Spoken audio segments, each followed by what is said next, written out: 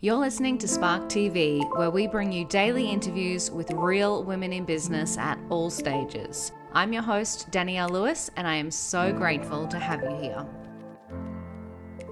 So good. Josie, we made it. Welcome to Spark TV. Hello. Yeah, great to be here.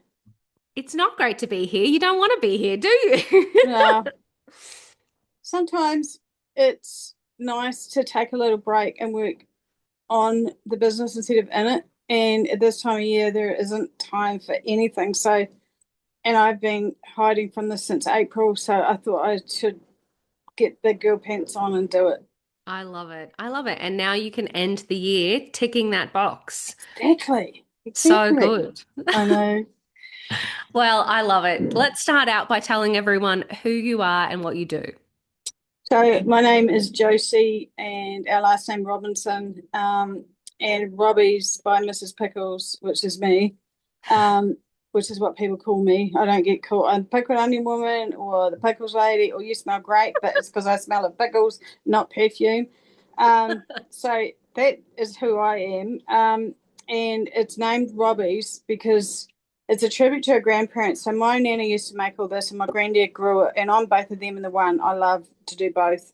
Probably actually growing would be my main thing, because I grew up with incredible produce and stuff. So that kind of set the bar really young, about flavour and taste. And my grandparents are honoured in the methods and everything I do, and the recipes I create as well, original ones, which I find quite easy, but apparently it isn't. And my husband's grandfather was a pilot in the RAF, in World War Two, where my granddad's were Anzac. So his call sign was Robbie. So he's Oh, got the wow. namesake, and then I'm like the creative part kind of thing. You're the So pickle that's lady. Robbie's. It was started. I've been making pickles probably for, I don't know, maybe nearly 20 years, and I just made them for home. Then I made them for presents, and then about 11 and a bit years ago, a few people said to me, "This is really good. We have to pay you." And I'm like, "No." So anyway, that continued, and the gut feeling kept coming up. You need to do this for a job. And I didn't even know all the stuff I had in me. So it's been an incredible journey. But so big girl pants were out, and I quit my job, which was like safety, and Mm. started this. And we've been broke ever since. No, just kidding. Broken, stressed ever since. Yeah, Oh so my it was, gosh. initially it was only what from what I grew, and it was just to for my kids to eat better. And the late baby kind of threw a spanner in the works for money. We've given away all the baby stuff, so we had no money, and we ate very poor ingredients. So anything to make them taste better. So that was kind of the start of Robbie's, which I guess is humbling. It has always been about tenacity, resilience, and backing my heart, because my heart is intertwined all through this and my heritage. So so that's kind of how it started, and that would have been in, what are we now, 2025, must have been 2024, 20, 10 years off that. And you said what that would be 20, so Oh 2025, 2015 is 10 years ago. yeah, 2015. I was actually, I saw a memory come up, and I was at a market before that, so I think it's a wee bit longer, but we're just going with 10 because it's easy. Perfect. Perfect. I believe you. Oh, that's so good. So that's interesting. You mentioned markets in the early days. So is that kind of like when you said, I'm going from taking this as friends, family, presents to, uh-oh, I'm turning this into a business?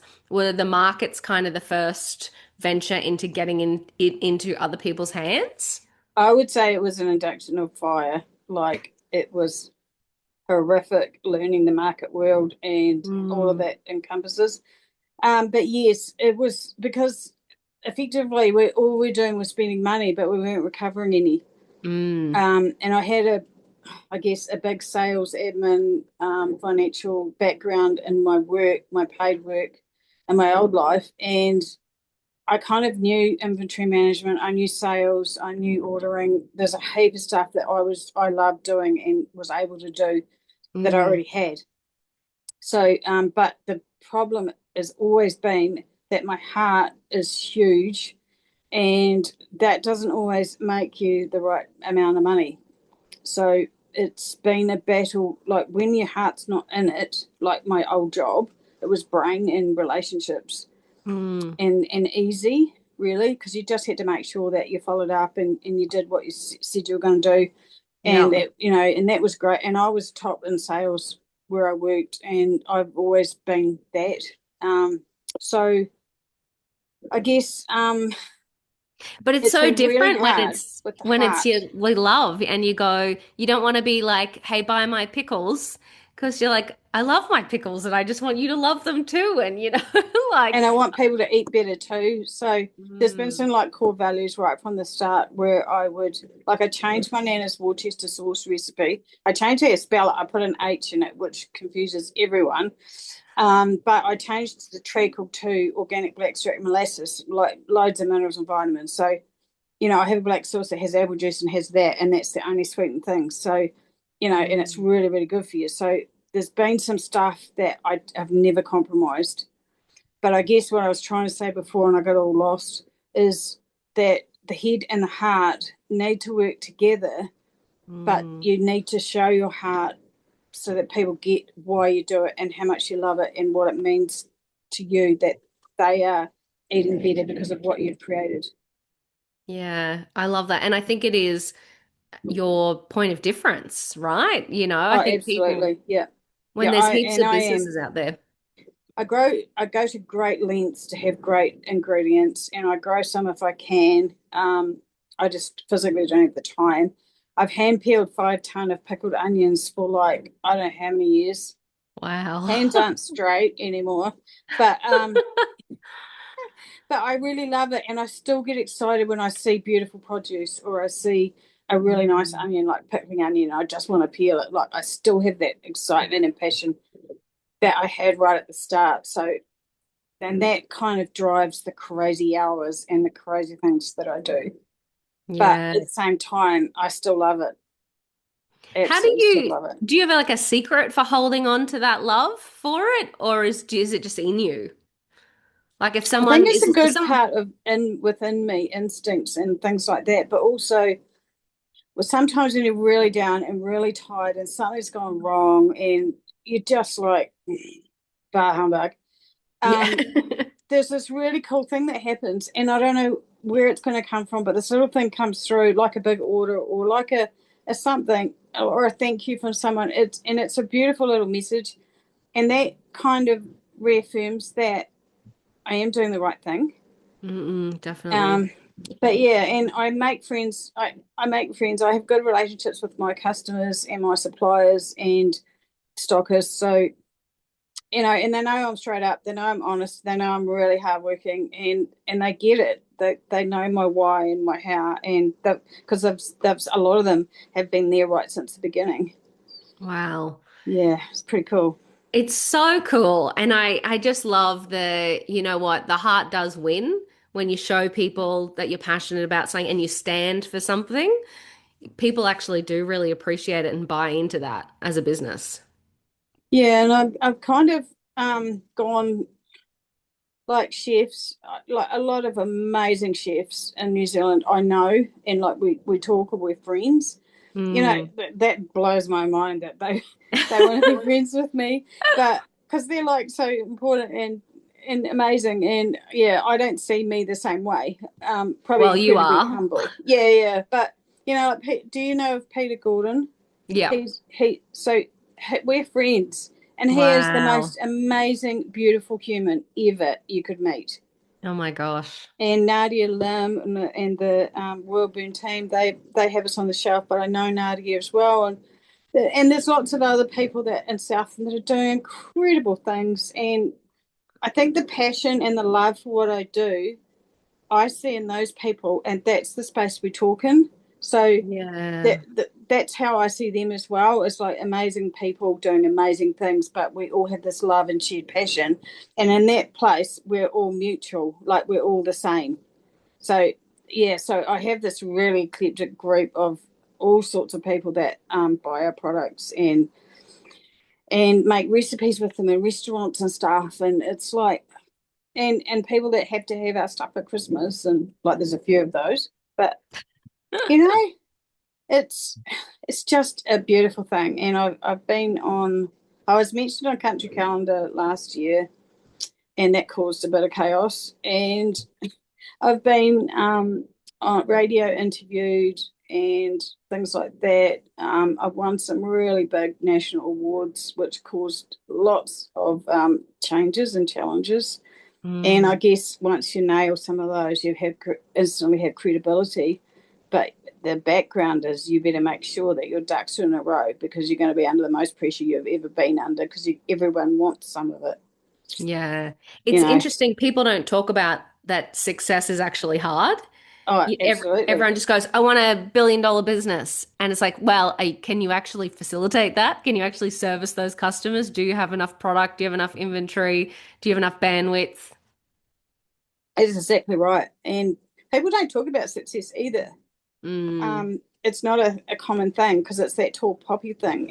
And I don't really talk about it either. I mean, I'm proud of what I've won, but um, if you don't do the do and walk the walk and actually convert that into sales, mm, then you've just wasted everyone's time or you're setting up to fail.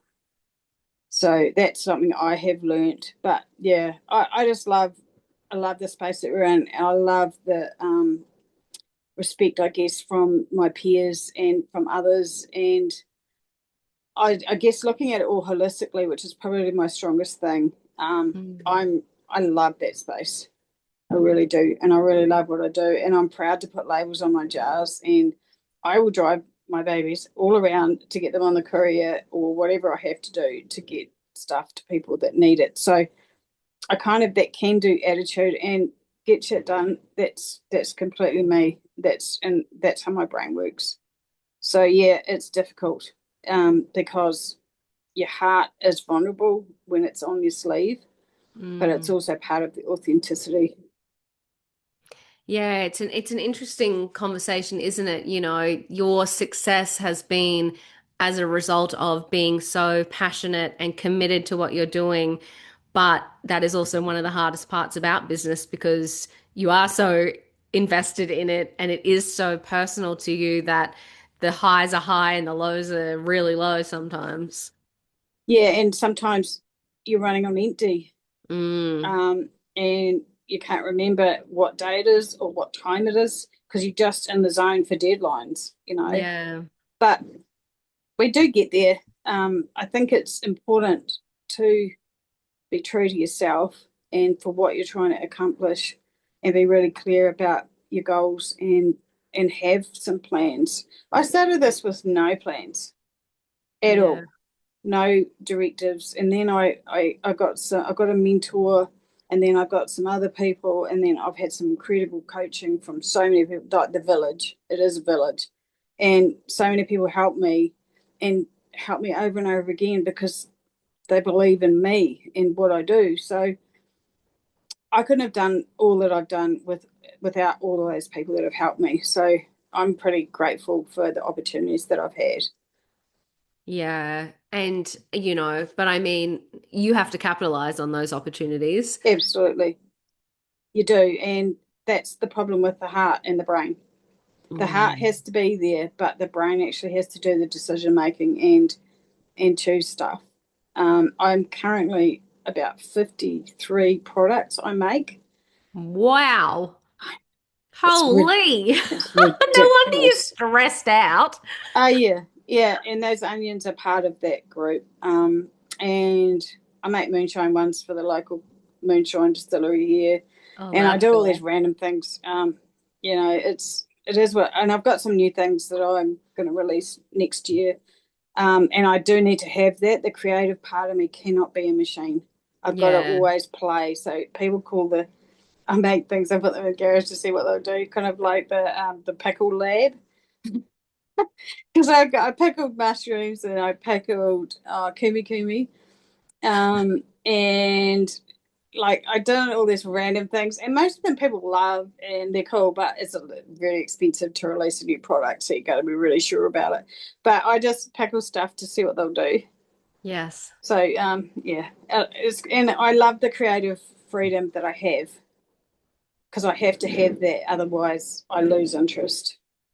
Well, and I think that that's where it comes back to the heart and the love for it. You're not just doing this to grow a business, make some cash. It is actually kind of like your life's work, you know? And of course, that means continuously experimenting, learning new things about pickling of all things and Yeah. playing. Yeah, and I've been really lucky that my instincts when I've made recipes have been good because Mm, everything's been successful. wow. So like I made a pickled onion with gin and I infused cider vinegar with organic plums. Then the next day I put in the gin, like slow gin from Lammermoor and Ranfurly, and I put in Southland runny honey and pickled it with whole allspice. And I wanted it to be light and fresh and playful and summer. And my vision was in winter sitting by the fire, having a glass of wine or whatever you choose, and having the curtains all shut so winter's out there.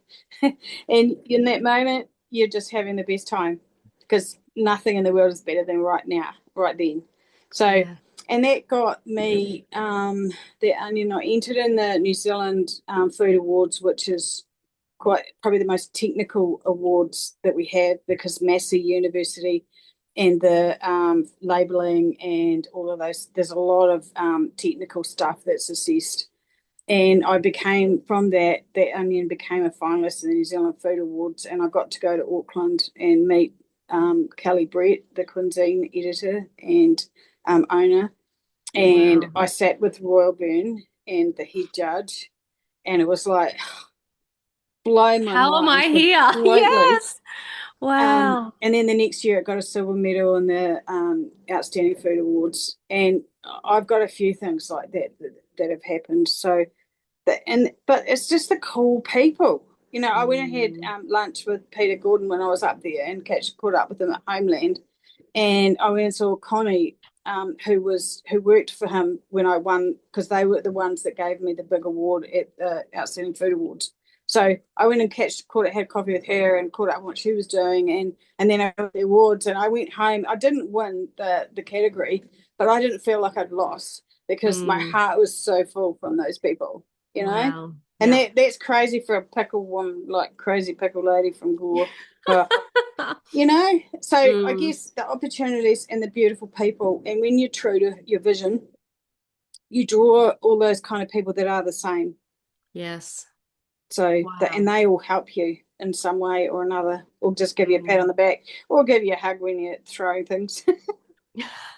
Well, and it's interesting that you mentioned, like in your regular career before pickling, that things it was all about numbers and relationships and selling and that type of stuff. But it is interesting how it does actually translate into business if you don't think about it so much as numbers and following up the person. But I find the more you just talk to people and build great relationships and explore, the more opportunities do come your way. Yeah, and it's also the relationship is good enough that you're the one that they choose. Yes. Because there's Yeah. lots of other options. There's lots of other people that do different stuff. And Mm, everyone's is like a signature, a personal signature. So mm, if you get a random pickled onion turn up to one of your food awards competitions, 9 times out of 10, it's going to be mine. you know. So we all have little signatures, and sauce and pickled onions are probably my thing that I play with the most and really mm. enjoy. So, but everyone does stuff different, and really, there's enough business for everybody. And I think that even and if you help someone else, help someone out, or even just have a chat to them and to make sure they're okay, because it's a Mm, lot of hours doing this stuff, and yeah. others too. So, looking after each other, because you're all going to get there. There's two ways to do it. There's the nice way, or the open way, or the nasty way, which why would you bother, you know?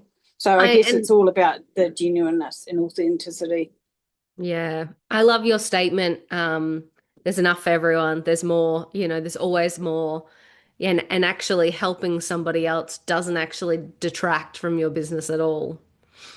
I love collaborating as well. Like, I've collaborated with a few chefs now, um, and I I pickled some beetroot from a local grower, and then I took it to a lady that makes sourdough called Flourbow, Brit, Flourbow in Invercargill, and because we're almost at the bottom of the South Island, so it's frigging freezing here, Ah. and Central Otago's over that way, so they get all the cool stuff in the summers and the snowy winters, but we just get the stuff from Bluff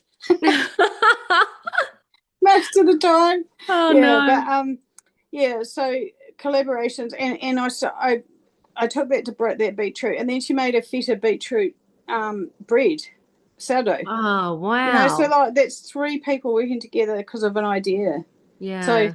and I make sure I'm going to release next year a Southland pickled onion, and it's got saffron from Tiania, it's got honey from near Bluff, which has got lots of native trees and stuff. So it's like a native honey, and it's got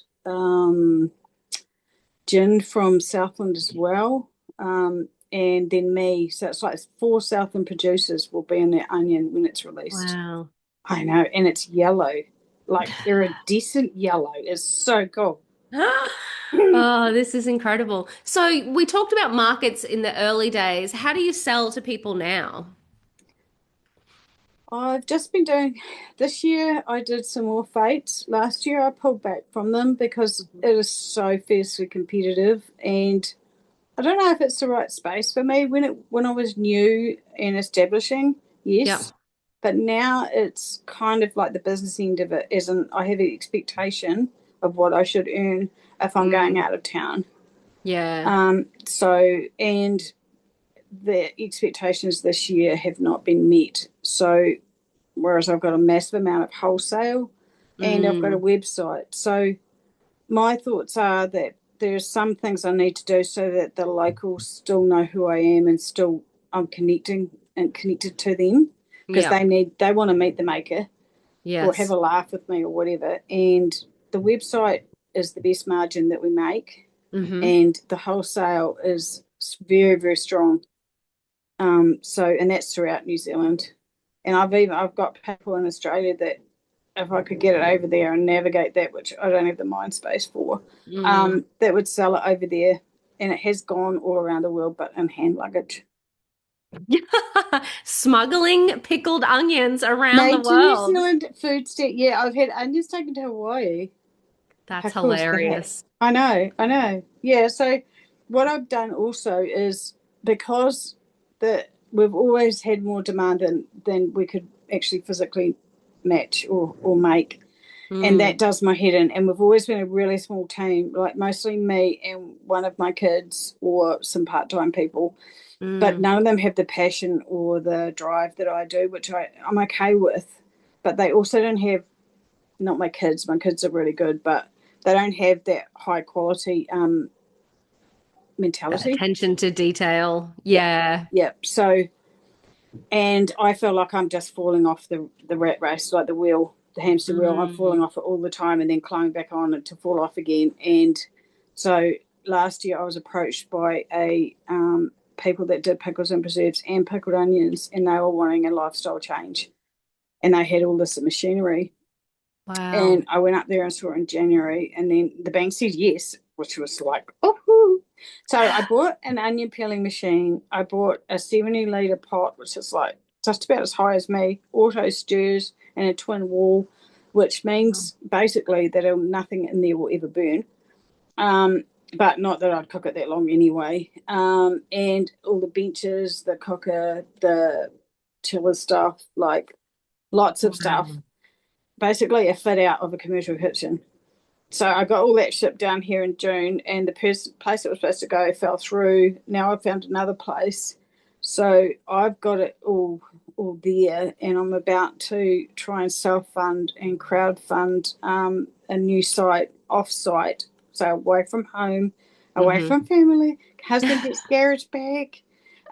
So that is the crazy thing I'm doing now, and I guess the cool stuff for me is I'll be able to semi replace people with the machinery because Oh, it'll make my amazing. load a lot lighter, but Yeah. also I'll be able to make a lot more and sort of but hand finish and stuff. So I can make more with less, and then I just I'm reliant on some part time staff for the other parts.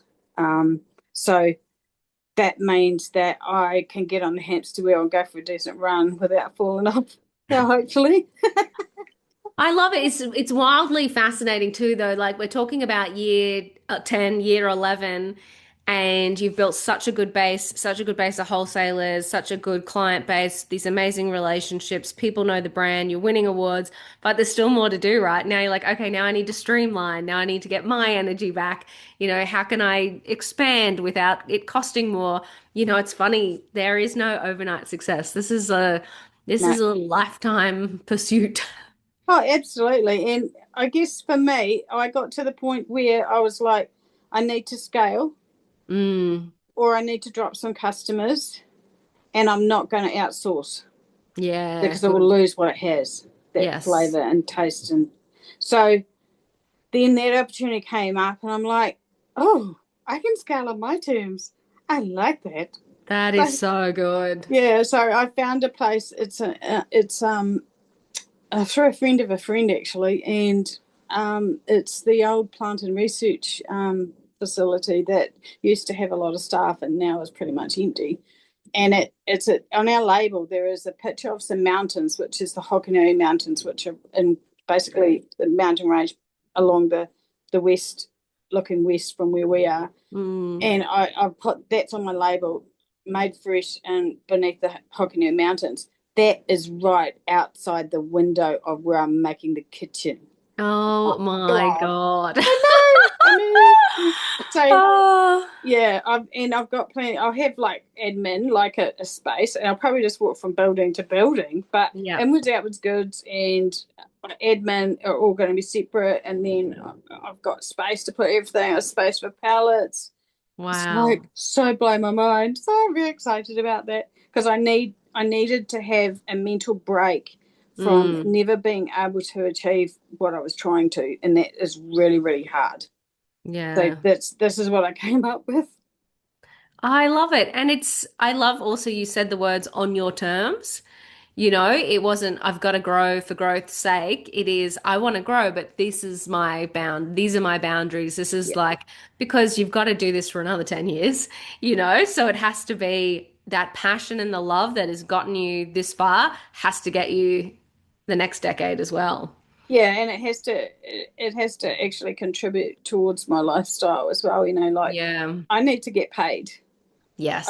I don't get paid. I mean, but I do my fuel and phone and a lot of things I pay for, but Mm. I need to earn what I deserve to earn as well. So I Yes. can't do that unless I do the other part, which is, you know, um being smart about what my energy and time are spent on.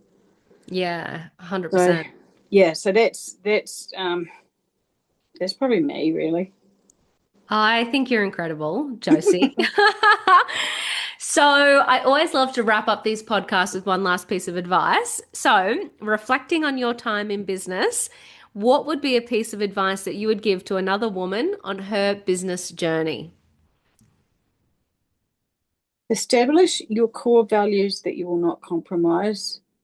Don't be afraid to ask for help and back yourself because others will back you if you do. I love it. I could not agree with you anymore. You are absolutely incredible. Thank you so much for sharing your journey and wisdom with the Spark community. Absolutely amazing. Thank you for being here. Oh, thank you for having me. That wraps another episode of Spark TV. Shout out to Spark TV sponsor IP Australia for their amazing support of the Spark podcast and women in business. And if no one tells you today, you've got this.